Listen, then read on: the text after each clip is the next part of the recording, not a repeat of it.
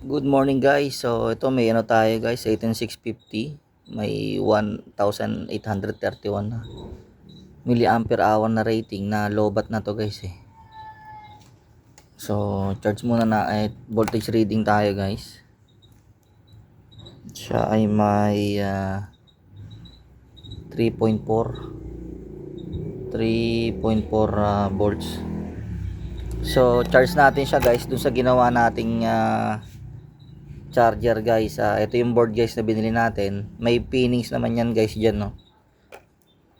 May ano siya guys, negative tsaka positive output. Nakasulat naman bat plus tsaka battery negative.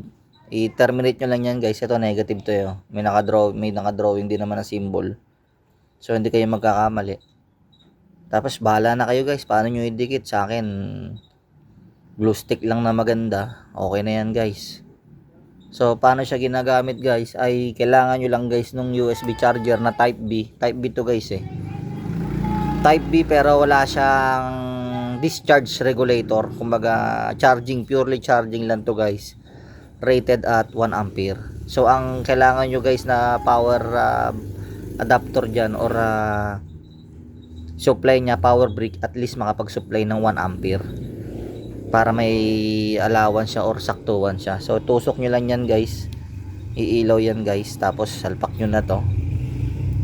So ang negative nito ay ito yung positive. So ganyan lang guys yan, kulay blue habang naka standby, magre-red yung blue pagka charging siya. So iwan nyo lang yan guys, at least kung kailan siya mag blue or mag blinking. Tingnan natin guys So for the meantime iwanan ko muna siya ganyan. So ganyan lang siya ginagamit guys yung charger niya.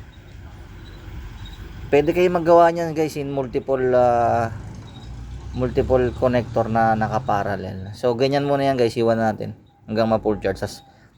Pagkatapos i-full charge, i-capacity test natin kung 1831 pa rin yung rating niya. Okay guys? Alright.